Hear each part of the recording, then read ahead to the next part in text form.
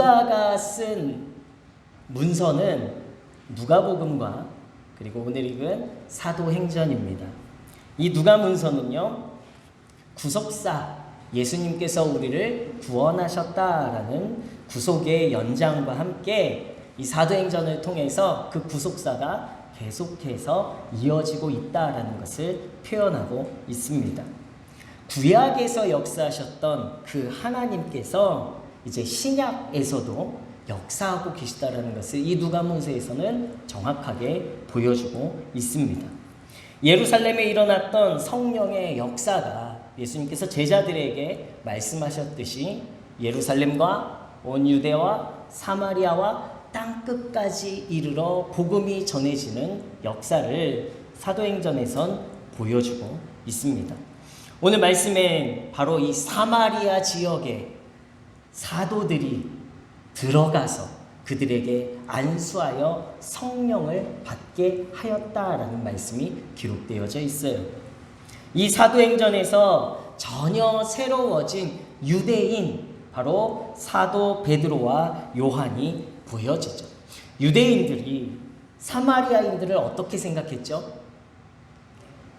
네, 성경 말씀대로 하면 개처럼 여겼습니다. 전혀 그들과 접촉하려 하지도 않았고, 그들이 살고 있는 지역이라면 돌아가야 하고 먼 길이라지만 반드시 돌아가고 그들의 지역을 땅으로도 밟지 않았어요. 사복음서에선 베드로와 요한은 사마리아에 대해서 인종적인 편견과 나쁜 선입견을 가지고 있다라는 것을 보여주고 있죠. 요한복음 4장 27절 말씀에 보면 예수님께서 사마리아 여인과 이야기하고 있는 것조차도 이 제자들이 이상히 여기고 속으로 불편해했습니다. 요한은 더합니다. 누가복음 9장 54절 말씀에 요한이 예수님을 영접하지 않은 이 사마리아인들을 향해서 이렇게 이야기하는 거예요. 한 마을에 불을 내려 저들을 멸하라 하시기를 원하십니까? 주님 원하시면 그렇게 기도하십시오. 그렇게 간구하십시오. 그들을 불을 내려서 멸하십시오. 이렇게 이야기했어요. 그런 그들이 오늘 말씀에 사마리아 지역을 들어갔다라는 거예요. 그런 그들이 17절 말씀에는요, 그들의 머리에 자신의 손을 얹어 안수했다라고 기록하고 있습니다. 안수했다라는 건 물리적인, 신체적인 접촉이 없이는 가능하지 않은 일이에요. 사마리아 사람들과 상종하지도 않고 교제하기도 거부했던 이 유대인들, 특히 사도 베드로와 요한이 전혀 다른 오늘 행동을 하고 있다라는 거예요. 그들을 접촉하고 만졌다라는 건 더 충격적인 일입니다. 제가 탄자니아에 간 적이 있어요. 선교하러 갔습니다. 광야에 물도 없고, 그래서 물 한 통으로 이렇게 샤워를 한 적도 있어요. 아이들이 흙먼지를 그냥 뒤덮고 씻지도 않고 삽니다. 그리고 아이들에게 비스켓을 하나 주면 그 비스켓을 먹는 동안에 코로 입으로 파리들이 함께 왔다 갔다 해요. 어느 마을에 도착했는데 아이들이요, 외국인들을 보니까 얼마나 반갑겠어요. 막 몰려오는데요. 정말 지나가는 이 더러운 강아지가 저한테 막 부비는 그런 느낌을 받는, 제 기분이 어떻겠습니까? 그 아이들이 막 다가옵니다. 그리고 저를 막 만집니다. 너무 기분 이상한 거예요. 그런데 그 아이들이요, 악취를 풍기고 온 몸에 파리떼를 뒤집어 쓰면서 그 파리들이 이제 저에게도 달려들기 시작하는데 갑자기 제 손을 딱 붙잡고요, 자기 머리에 얹는 거예요. 그 순간에요, 온몸이 마비가 되는 것 같아요. 제 그 손 끝에서부터요, 온몸이 찌릿찌릿해져 오면서요, 네, 그 느낌은요, 설명할 수 없는 것 같아요. 제가 정말 이곳에 잘못 왔구나, 이런 생각이 들었습니다.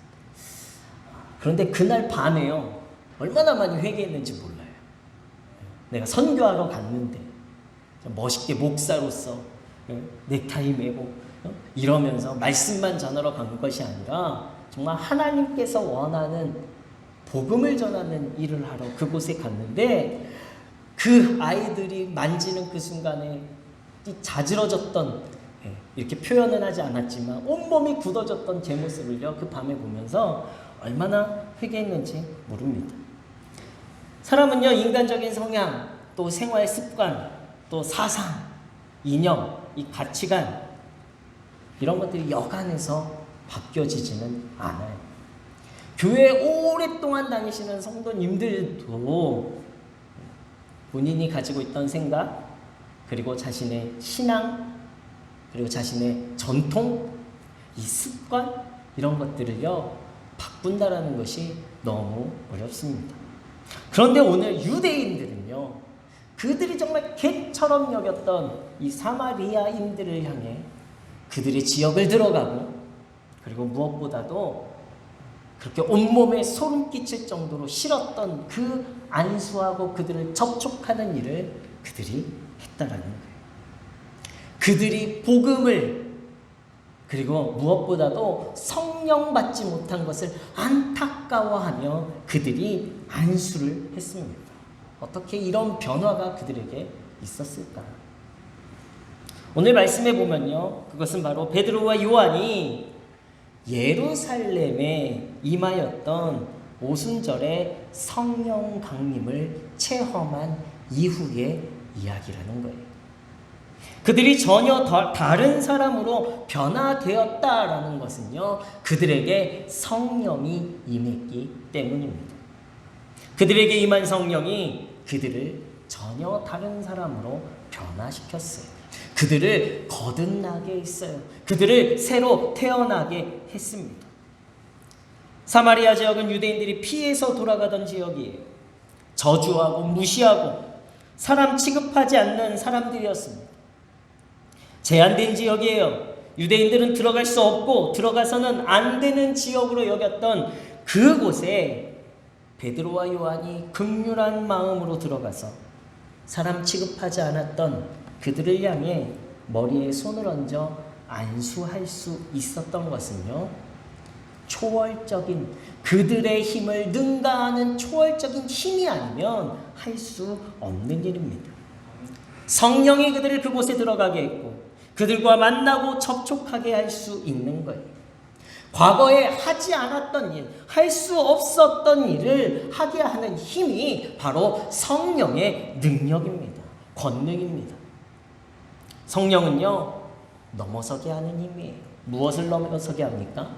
내 지식, 내 힘, 내가 붙잡고 있던 나의 사상, 이념, 가치관들을요 넘어서서, 나를 넘어서서 하나님이 원하시는 일, 하나님이 기뻐하시는 일에 순종할 수 있게 하는 능력이 바로 성령의 능력이에요.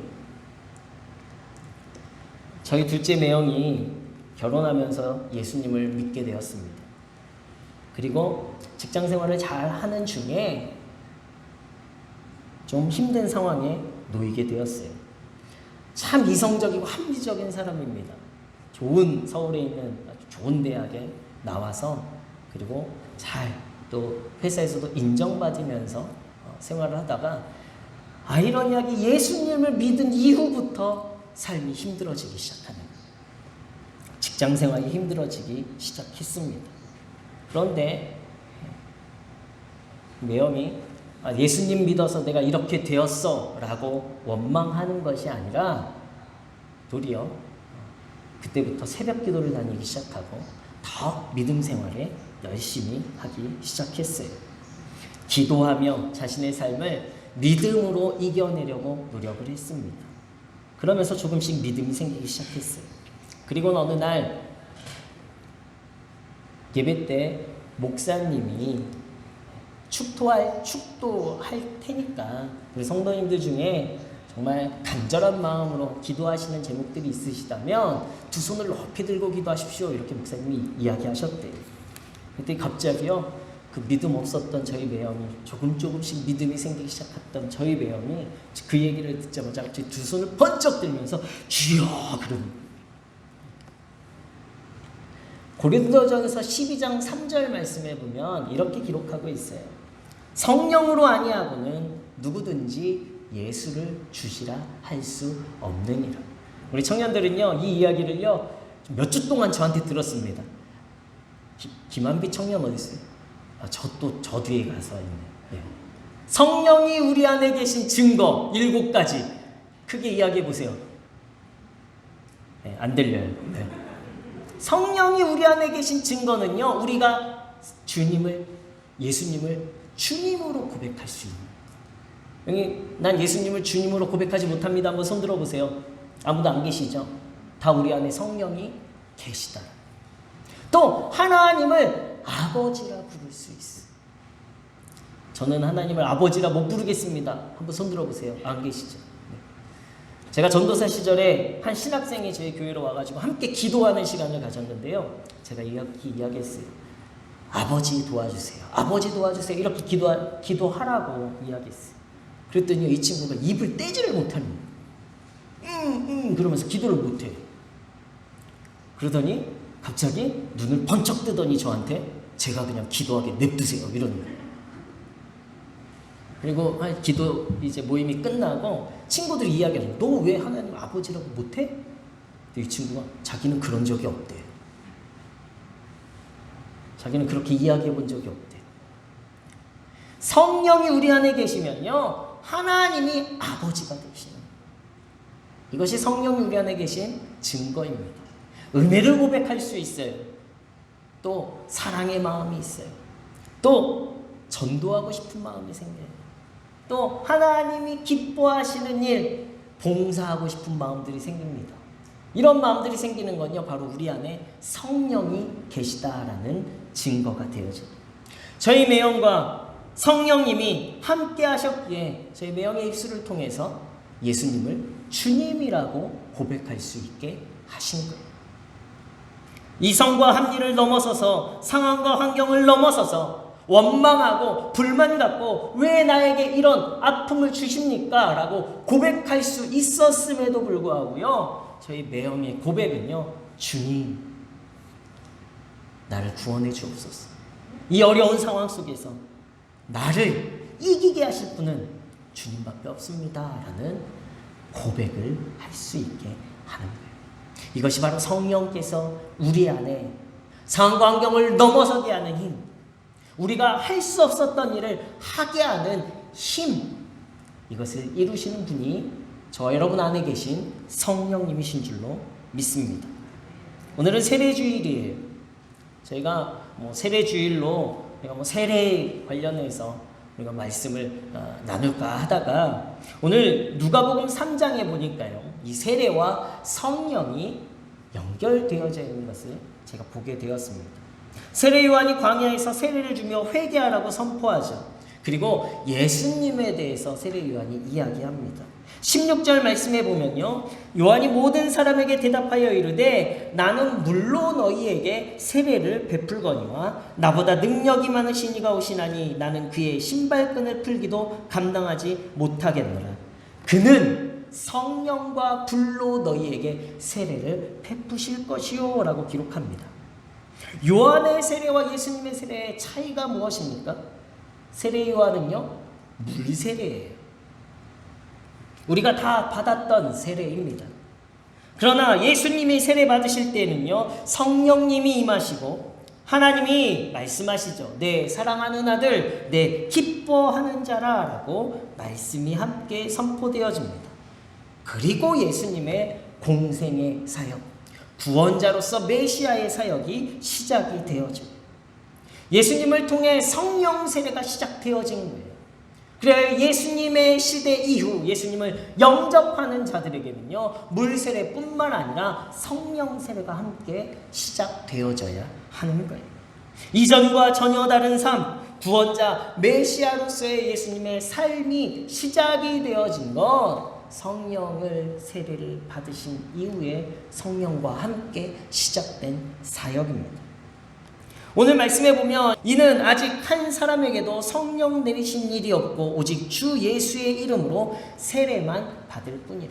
예수님의 이름으로 우리는 모두가 세례는 받았습니다. 그러나 아직 그들에게 성령이 내려지지 않았다라고 기록하고 있어요. 물 세례는 한 영혼의 구원의 시작이 됨을 알려주는 것입니다. 그러나 예수님이 세례 받으실 때 성령이 내려오셨던 것처럼 성도의 세례가 구원의 완전함이 이루어지기 위해서는요, 성령의 임재와 성령이 오셔서 각 사람 가운데 내주하셔야 되는 거예요. 나의 인성, 나의 습관, 나의 지식, 나의 능력 가지고 살아가는 삶이 아니라 이제 성령을 통하여서 나를 넘어서서 하나님의 능력, 하나님의 권세, 하나님의 권능, 하나님의 영광을 위하여 살아갈 수 있는 사람이 진정 성령을 통해 변화되어지고 거듭나고 진정한 구원의 완성을 이뤄가는 성도들이 되게 되는 줄로 믿습니다. 오늘 내 안에 성령이 내주하고 계신가? 나는 하나님을 아버지라고 고백하고 있는가? 하루에 한 번도 하나님의 이름을 불러보지 않으신 성도님들도 계실 수도 있어요. 오늘 나는 성령의 세례를 받았습니까?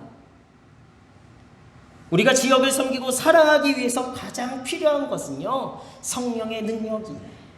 계속해서 이야기하죠. 우리의 힘으로는 할 수 없습니다. 그러나 할 수 없는 것을 할 수 있게 만드는 성령의 능력이 우리 가운데 임할 때에 우리는요, 그 일을 능력 있게 감당하게 되는 줄로 믿습니다.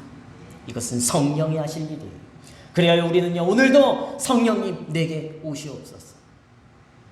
다른 사람을 미워하고 다른 사람에게 대해서 내가 비판하고 다른 사람에 대해서 내가 불만을 갖는데 그를 사랑할 수 있는 것은요, 성령의 능력이 아니면 할 수 없는 거예요. 그래야 우리는요, 나는 사랑할 수 없습니다. 그러나 주님이 내가 사랑하길 원하신다면 이 시간 내게 성령을 보내주시옵소서. 내가 할 수 없는 것 할 수 있는 성령의 힘으로 내가 그 사람을 사랑하겠습니다. 그 사람을 섬기겠습니다. 이 결단이 저와 여러분 가운데 있어야 할 줄로 믿습니다. 성령님은요, 예수님이 보내신 능력이에요. 하늘과 땅의 모든 권세를요, 부활하신 예수님께서 가지셨습니다. 그리고 다시 승천하실 때에 제자들에게 주시면서 말씀하셨어요. 그리고 늘 함께 하시겠다 약속하셨습니다. 하늘과 땅의 모든 권세와 이 임마누엘의 약속이 우리 안에 계신 성령님이 되어지시는 거예요. 우리가 아는 것이 아니라 죽음까지도 이기신 예수님의 능력을 가지고 예수님이 함께 하신다라는 약속을 가지고서 우리는 과거에는 할 수 없었던 일, 하지 않았던 일들을요, 이제 우리는 할 수 있는 존재로 변화되어지는 거예요. 성령 충만한 성도들 되시길 예수 그리스도의 이름으로 축원합니다.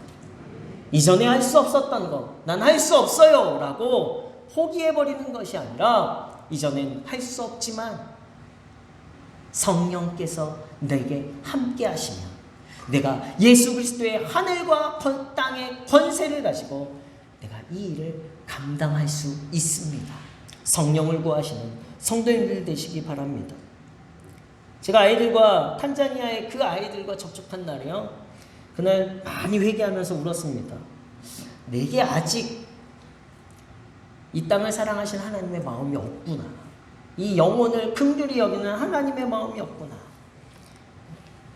그렇게 막 회개하면서요, 다시 선교 사역 속에서 선교하면서 너무 힘든 하루하루를 보내고 있었습니다. 그런데 며칠 지나서 이 탄자니아의 DTS 팀을 만나게 됐어요.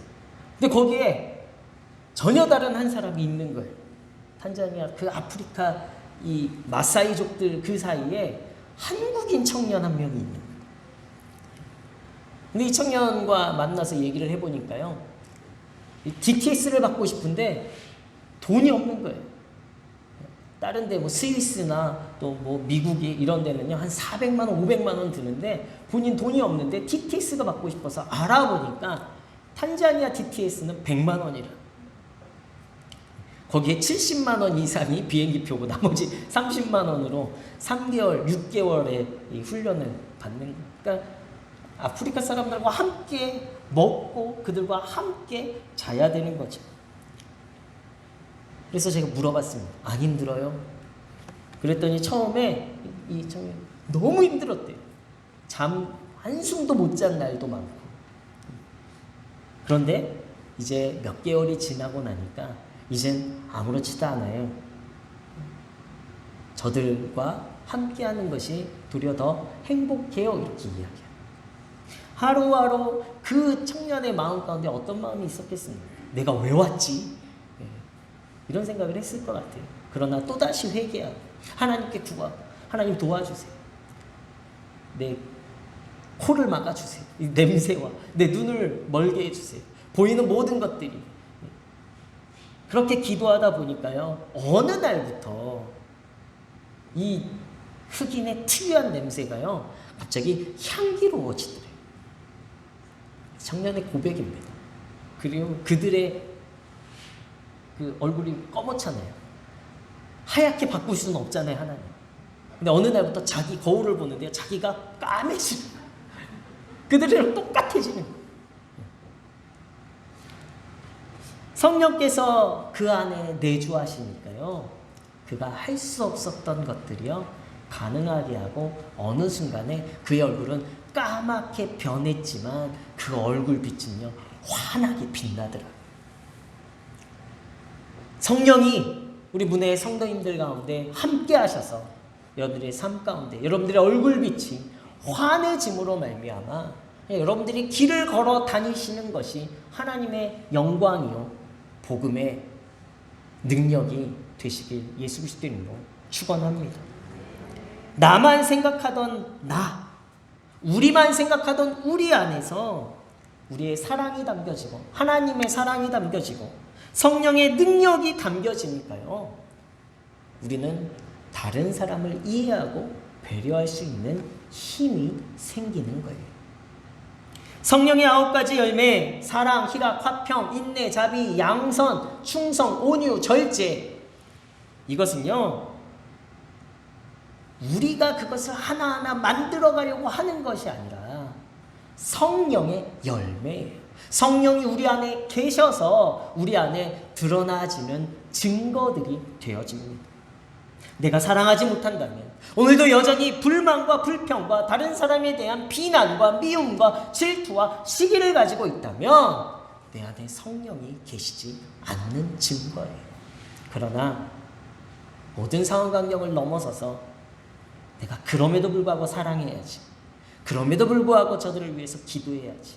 그럼에도 불구하고 내가 저들을 섬겨야지 하려는 마음이 있다면 그 마음 가운데 순종하실 때에 여러분들은 성령의 음성에 귀를 기울이신 것, 하나님의 음성에 순종하신 것이 되셔서 여러분들의 삶 가운데 하나님이 더 크신 복으로 능력이 임하게 될 줄로 믿습니다.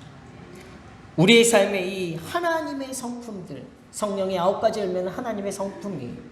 이 성품들이 맺어질 수 있는 것, 내가 이 일들을 가능할 수 있는 것은요, 성령 충만해질 때 가능한 거예요.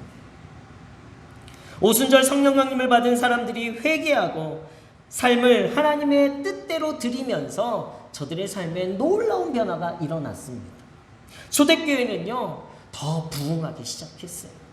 박해가 더 심해지고 핍박이 더 심해졌지만 오히려 그 박해와 핍박을 넘어서는 능력이, 넘어서는 은혜가 그들 가운데 있었기에 그들은 더 모이기에 힘썼고 더 크신 하나님의 능력을 세상 가운데 드러낼 수 있었습니다. 성령님께 순종하며 기도와 말씀으로 우리의 삶을 채워갈 때에 우리는 과거에 하지 못했던 일, 내가 여전히 할 수 없을 것 같은 일이지만 그 일을 할 수 있게 우리의 삶을 변화시키고 우리의 성품과 인품을 바꾸어 가시는 성령의 능력이 임하게 될 줄로 믿습니다. 어제 받은 은혜로 우리는 오늘의 고난을 이겨낼 수 없어요. 어제 우리가 은혜 충만, 성령 충만했다고 오늘도 성령 충만한 것이 아니라는 거예요. 오늘은 또 오늘의 성령 충만과 은혜를 위해서 기도해야 돼요. 날마다 성령의 능력을 힘입어서 하나님 오늘도 내가 할 수 없는 일을 하나 더 넘어서서 하나님의 기쁨의 일, 하나님께서 원하시는 일, 이 지역을 섬기고 이웃 주민들을 사랑할 수 있는 힘을 우리 가운데 부어 주옵소서. 그 일들에 기꺼이 순종하시면서 또 다른 성령의 역사를 만들어 가시고 이루어 가시는 문의 성도님들 되시길 다시 한번 예수 그리스도의 이름으로 축원합니다. 성령 충만한 문의 성도님들 되시길 예수님의 이름으로 축원합니다.